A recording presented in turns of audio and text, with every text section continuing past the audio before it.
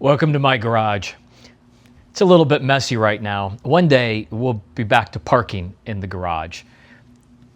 Sunday night, we've got some people coming over, and what do we do with all of this stuff that's in the house that we don't know what to do with? Oh, we'll put it in the garage for now. Do you know I can open and close the garage door from my phone? Like, how crazy is that? At the last place we lived at, I'm pretty sure they installed the cheapest quality garage door opener known to man. Now, here's why. When you would open or close that door, it was so loud and it would vibrate so much that no matter where you were in the house, you knew when somebody was coming or going. I mean, you hit the button and it was like, oh, everybody knows so-and-so is home, or they're leaving, or this or that. And then on top of that, our bedroom was on top of the garage. And I'm not exaggerating. You could be laying in bed when that door would open or close, and the whole bedroom would vibrate and shake. I mean, it would get your attention. There was no way that you could slip in or out of the garage and somebody stay asleep. You were gonna wake up and take note of it. When we moved here, this particular house had never had a door opener, garage door opener, ever, and one had never been installed. And knowing that that was something that I was going to want and use, I thought, well, hey, this works out okay because, well, I get to pick it out and I don't have to pick out the cheapest quality door opener known to man. And so I went with one that was very middle of the road. And this one happens to be a belt-driven model, which means it's really quiet. In fact, it's so quiet that the door gets open and closed and people come and go, and I don't even realize it. I don't even notice.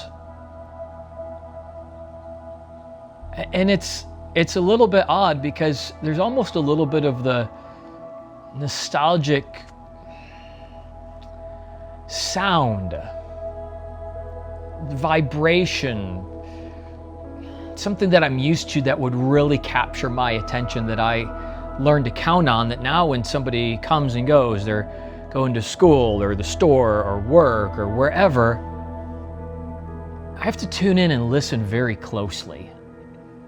It's sometimes not as easy as it was. Do you remember when we were going through our sermon series on Elijah a few months ago?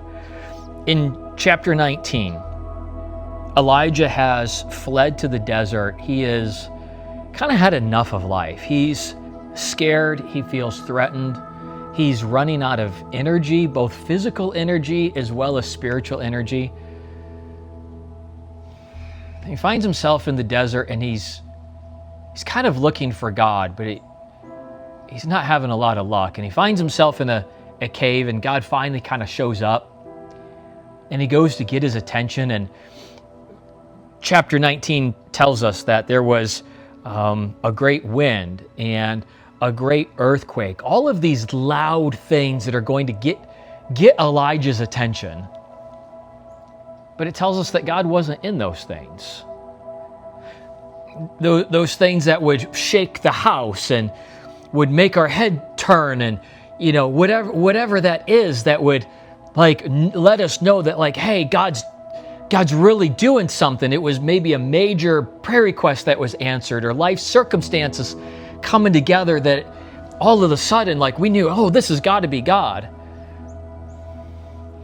But there's something about spiritual maturity that, well, God's not always in those big things all the time. Sometimes we've got to listen a little more closely.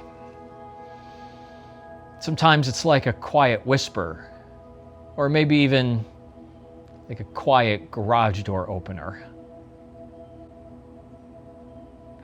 Sometimes it's in those moments where you just got to just listen. Now, God primarily speaks through His Word. So if it's been a while since you've cracked open a Bible, I would suggest that. But even through and in your Bible reading, don't expect God to always shake the house. Don't expect an earthquake. Don't expect some really loud, noisy storm to know that God is around. Sometimes it's just a It's a very quiet voice, a very quiet whisper. And the people, the company that we have coming over Sunday night, well, that's you. We hope that you'll come on over, right? We hope that you'll come over and not go in the garage.